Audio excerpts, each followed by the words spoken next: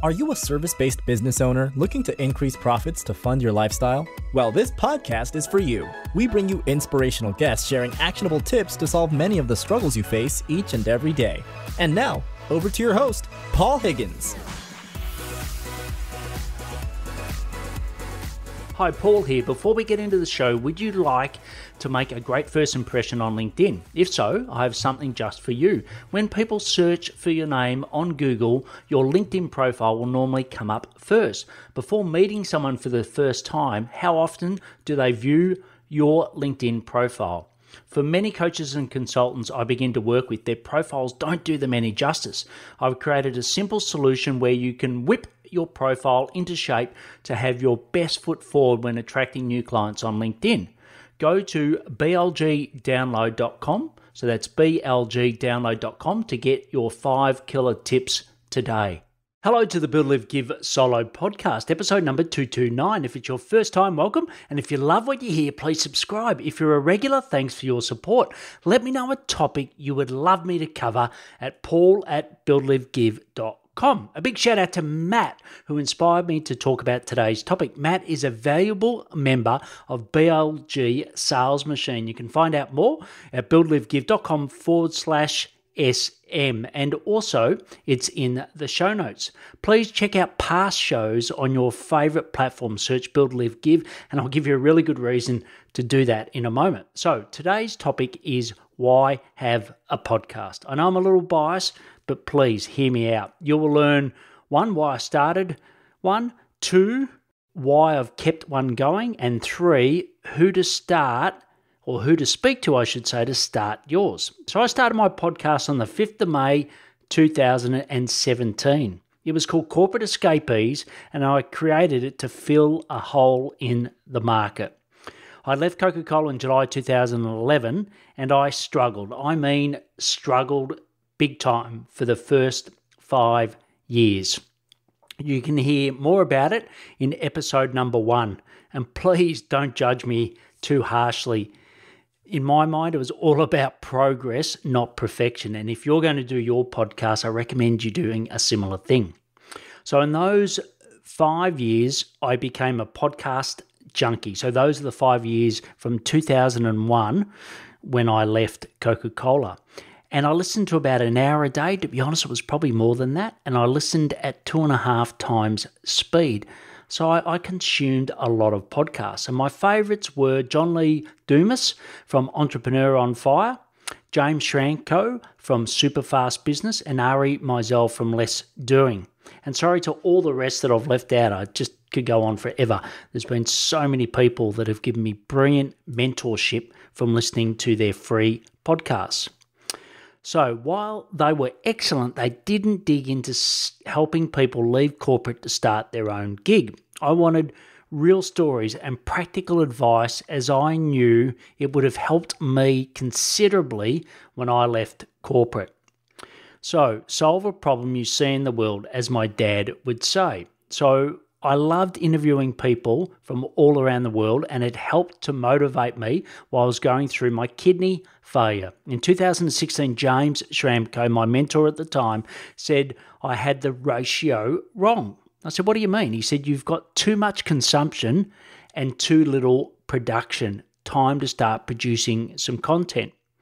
I heard the pod fade numbers, which is around 30 episodes. That's people will normally do 10 to 30 episodes and that's it. It gets too hard and they drop out. So I set that as my first goal. I would help myself by having 10 in the can before I even released the first one. And if you are going to do that, highly recommend.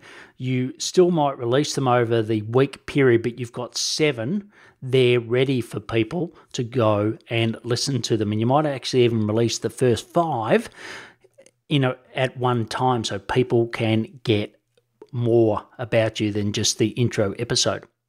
I knew the key to success was consistency. I didn't know if it is, I don't know if it's nature or nurture, or once I set my mind to something, I will never let it go. You ask my kids and my wife in particular. I've not missed releasing an episode in 171 weeks. This includes almost passing in 2018 from a nephrectomy, which is a kidney removal that went really south, and a transplant from my best friend in 2019. Not to mention the months on months that I was stuck in a hospital bed.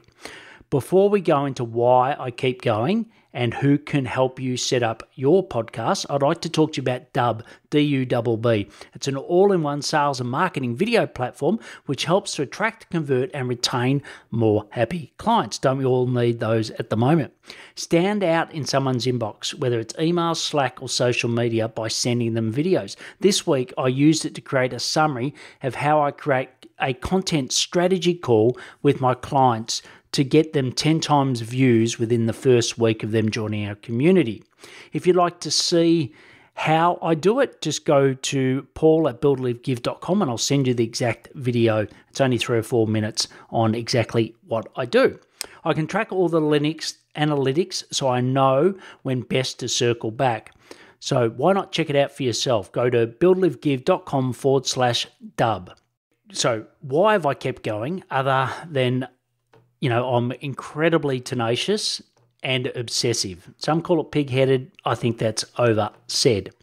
I had a mentor called Doug Sandler, and he said you can go one of 2 ways. So number one is build a podcast with high downloads and seek sponsorship, and the other was monetize it through converting guests to clients. Well, we looked at my numbers and it looked pretty obvious from the downloads that I needed to pick number 2. And he sort of back-engineered that that's why I'd started it anyway, so it sort of worked. So Doug said there is 4 types of guests. There's an icon, brand builder, bank builder, and expert. So let me quickly explain each.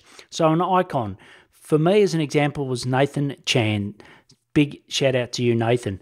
He's from Founder, and he was episode 72. Nathan has a massive following on Instagram, but that's not why I chose him to be an icon, and certainly Doug agreed with this. Having him on the show gives me credibility to have other great guests on, other icon guests, and also gives me cred to get on other podcasts that I want to be a guest on. The next is a brand builder.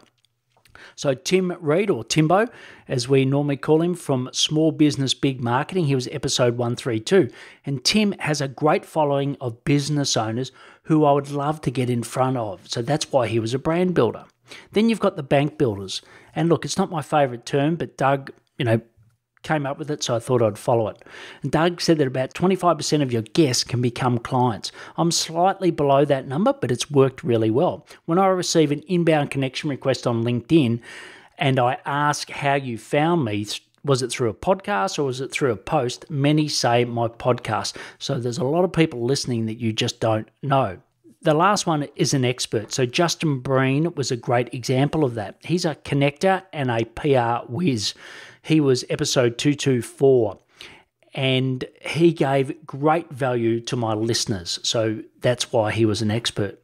So it is a great lead source for my new clients. Okay, I get it.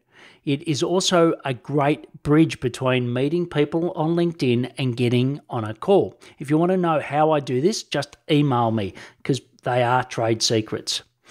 I also do it because I love meeting new people and adding value to others. Let's face it, in COVID at the moment, we're in very strict lockdown here in Melbourne, Victoria, in Australia, but I can still speak to people I do 2 interviews normally a week, and I just meet some amazing people all from here.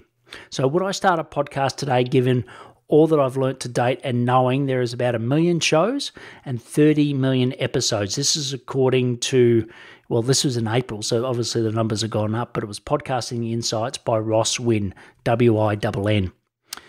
And I'd say it's a resounding yes.